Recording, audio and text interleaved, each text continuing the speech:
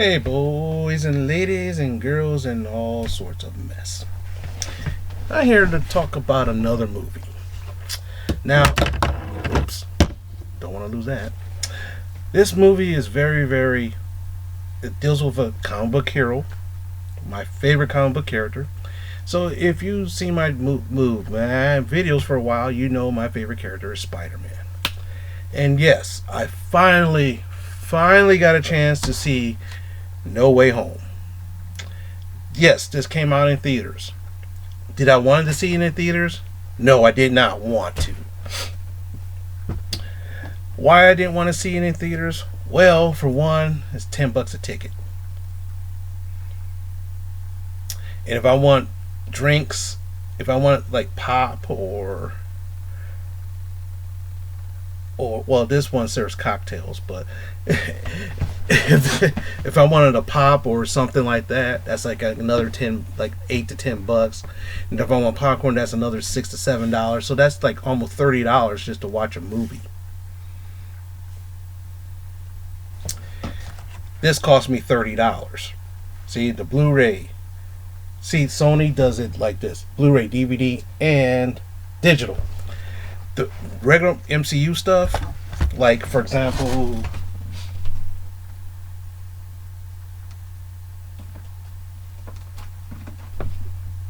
like Shang-Chi. See, it's just Blu-ray and digital code. MCU. If you're gonna make me pay $30, at least include the DVD, please.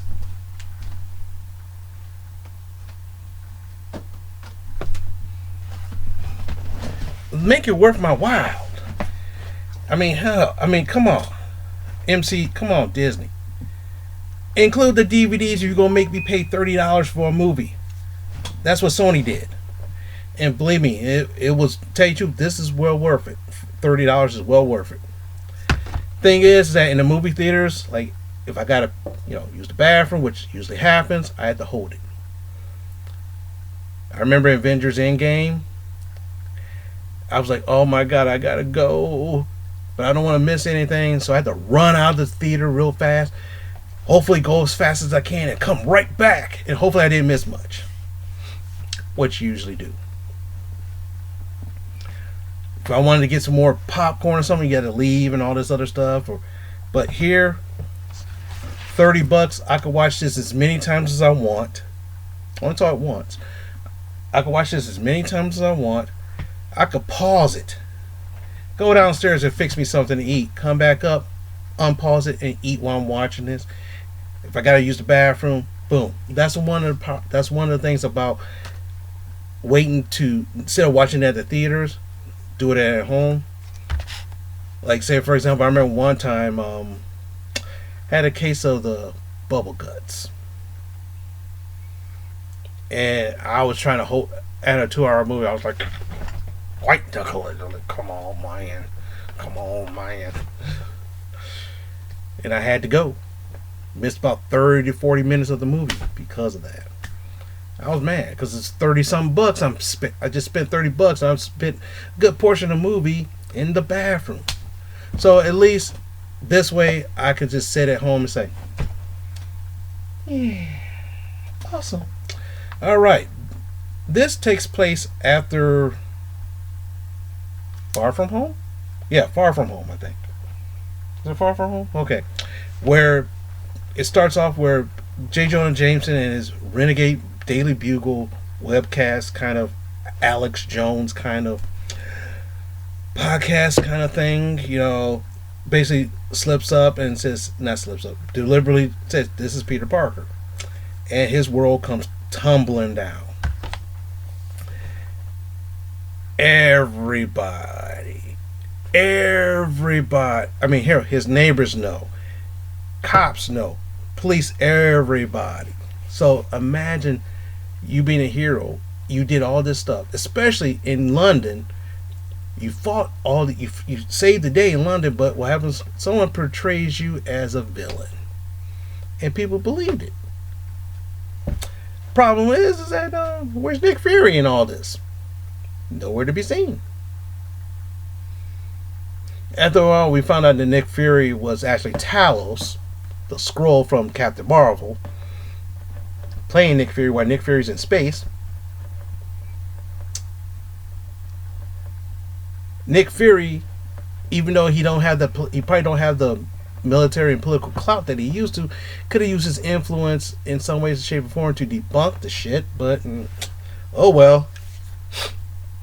Happy Hogan gets caught into this as well because, hey, he's Tony Stark's right hand man. This guy inherited all of Tony Stark's stuff. So a group called Damage Control, which showed his appearance in, was it the first one? Homecoming? Yeah. They was there, but they didn't really say their name was Damage Control.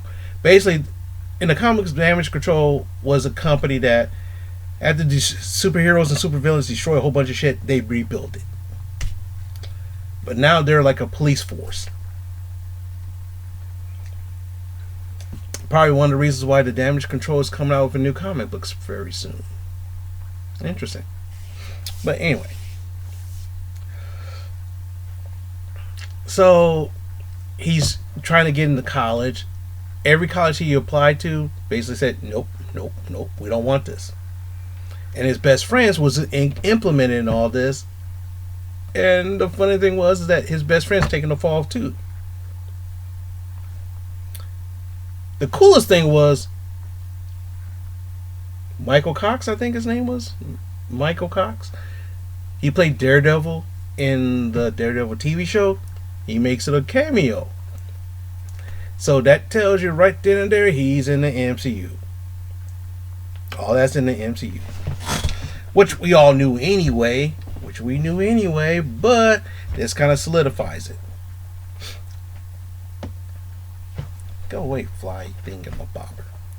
But anyway. Basically gets the legal shit off his back. But the problem is that the damage was already done. And everybody knows his secret identity. So he can't really do much without cameras. He went to school and the cameras was like all over him. It's funny, the principal's like, even Richard Smiley, or was it Michael Smiley, Richard Smiley, whatever. He's a comedian. He was like, was it Beast, or is his name Beast Smooth? I can't remember. He was making jokes. It's like, he's like, come on now. But, his life is technically shit. Because he can't do anything. He's in high school. He can't really go to school without people taking pictures of him or doing whatever. He's trying to get into college and they're denying him and stuff like that. So he goes to Doctor Strange to make a spell to make people forget who he was. That he was Spider-Man. Then he tried to alter the spell in the middle of the spell. Because that means everybody, even Aunt May and all of his friends that know Mary Jane and Ned, would forget too. Which would have helped him out. And guess what? Sooner or later they would have figured it out back anyway. But still, no, Peter had to make the dumbest mistake and say, hey, even Happy knew it. But I can understand for Happy to know who he is because he has access to Stark stuff. So I can understand him remembering that. But guess what happens?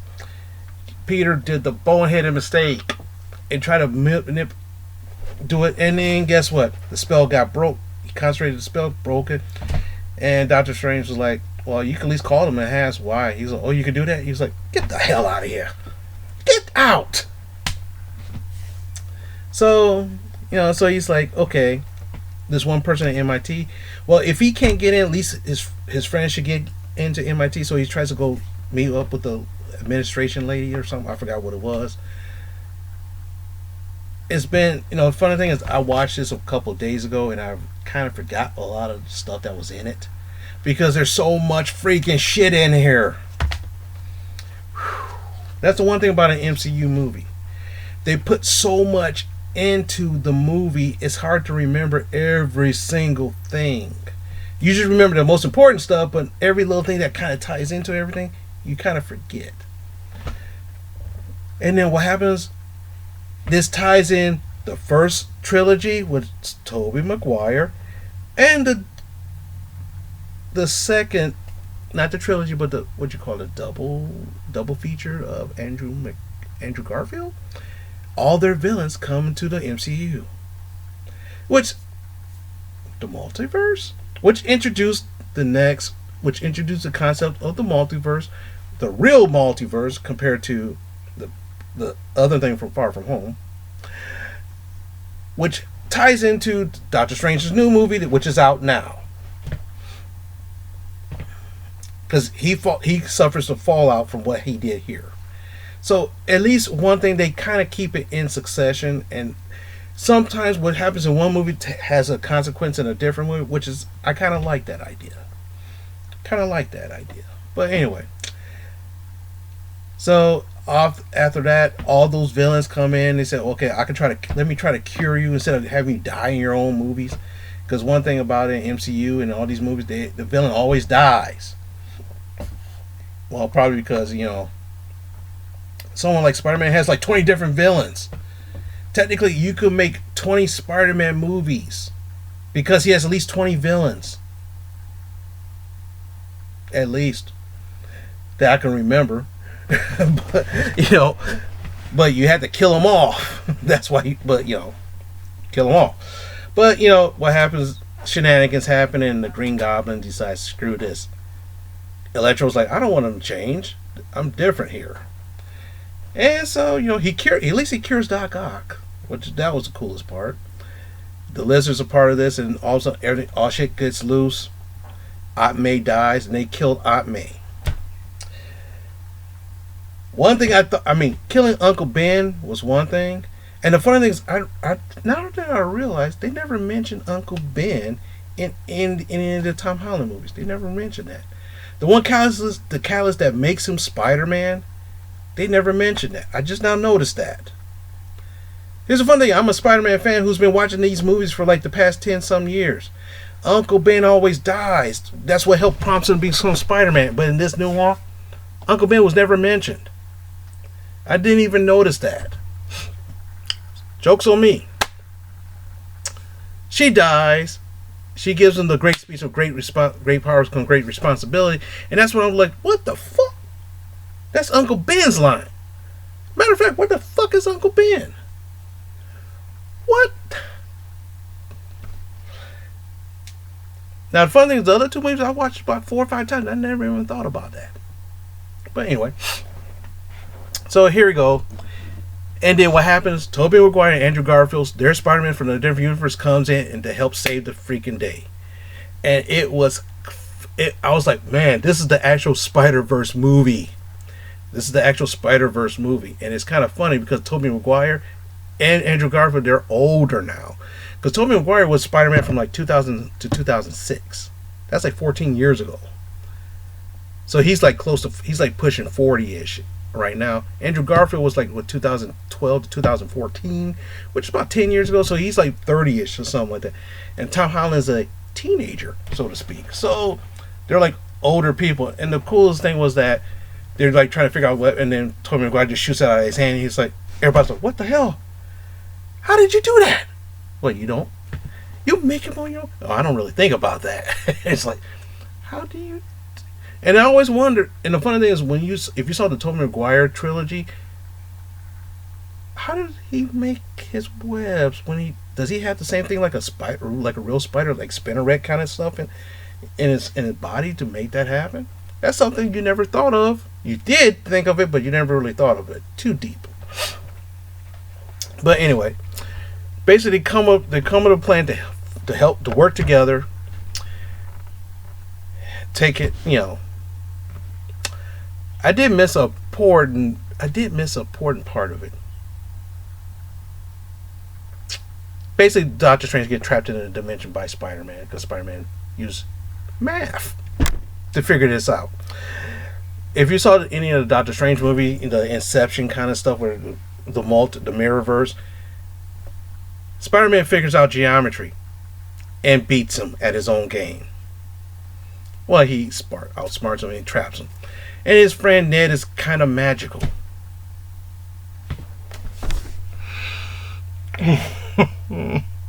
Oh no.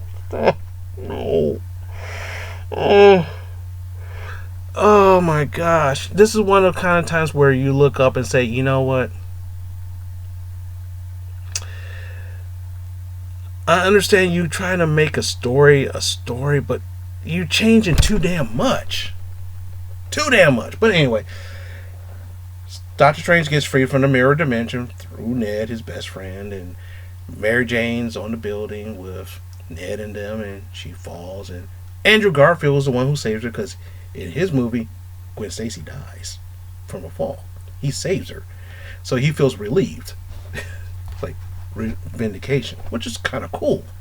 Which is kind of cool in a sense. And the funny thing is that after all that, it's kind of cool. And one of the coolest things was Andrew, you know, Tobey Maguire Spider-Man was talking to Sandman. He was like, "Come on, man, I got you. You're cool. You're cool. You're healed. Okay." Then Jamie Foxx was like, "Oh, to Andrew Garfield's part, you're from Queens. You did this. I always thought you'd be black. Man, I wish there was a black Spider-Man." And Andrew Garfield was like, "I'm sorry, man," which kind of throws a nod to Miles Morales, which has not been seen yet, except for his movie, which they're making a sequel right now, from what I'm understanding. But that's fine. But if they had actually Miles Morales, a real life Miles Morales, it would have blew the fucking roof off. It would have blew the fucking roof off. I mean, I would have been, even though I didn't see it in the theaters, but damn, I've been like, I've been jumping off my bed right here, like, ah! Hit my head on the ceiling and knocked myself out, kind of thing. But that's okay. They all say today, and basically Doctor Strange's like, well, we can't stop this. So he comes with the idea: what if we do the original spell where everybody forgets who Peter Parker was? First, it was no one knows that Peter Parker was Spider-Man. I thought it was no one knows that Peter Parker was Spider-Man, but now no one knows who Peter Parker was. So he casts that spell, and until it happens, he has a little bit of time. He meets up with his old compatriots. Everybody goes back to their home dimensions, and he goes off to nowhere. So now, the aftermath of all this,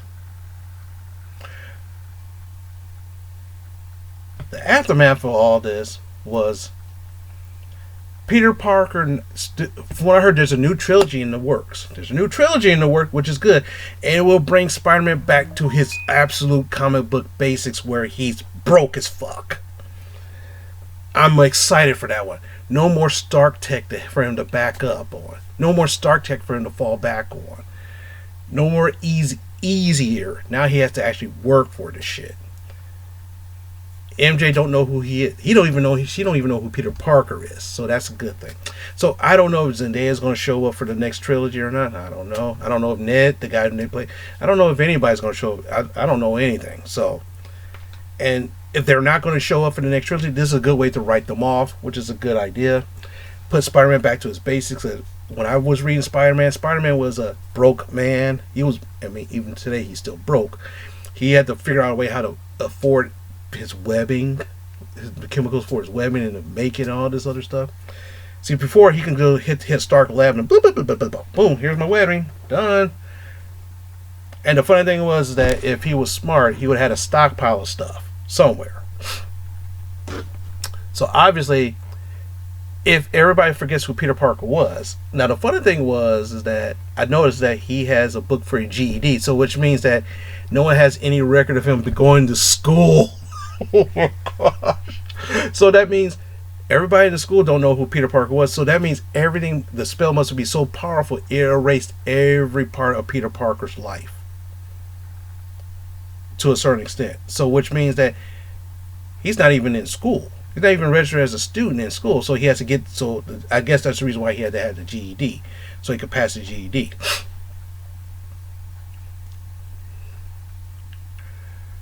And he's living in a crappy apartment, like Spider-Man should be doing, instead of a nice big ass loft or whatever. Crappy apartment. Now the question is, how is he going to make money? So maybe he's going to be working for the Daily Bugle. Maybe I don't know. But anyway, I highly suggest this movie. Well, not because I'm a Spider-Man fan, because it's a great movie. And another good part of this movie, Tom Hardy and Venom shows up at the end. If you saw Venom's movie, Let There Be Carnage, he disappeared into another universe. And he said, and in the mid, and I remember at the end of the movie, he saw Peter Hardy Spider-Man say, "Oh, that guy, we got to do something," because he saw David Buell how he's completely the lethal protector. We got to do something, and then he pops into the Marvel Cinematic Universe, and he's sitting in the bar drinking, talking, asking all this, and he's learning all this new stuff because guess what? The Sony universe is different from the MCU universe. They separated it, so now you understand. So now the best way to tie Spider-Man and Venom together, like that is supposed to be, now it's kind of shut, still not work until he gets popped back into his old dimension. Like, oh my God, no! And what happened? A little sliver of Venom was like left on the counter. So now, so the cool thing is now Venom can show up in the Marvel MCU now.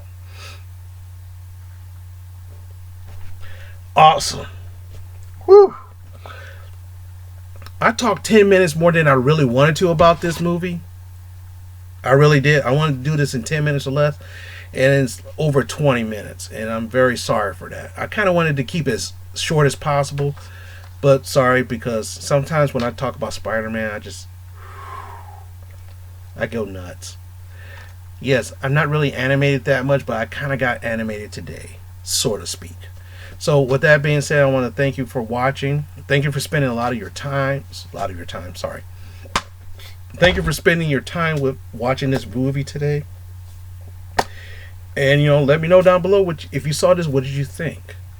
Do you think Spider-Man is getting back onto the right track, how Spider-Man should be, or should he still be stuck with the Tony Stark stuff? What do you think the next trilogy is going to be like? Let me know down below what you think. And with that being said, let me go. Caffeine's starting to hit my head. I'm like buzzing, baby. I'm buzzing, baby.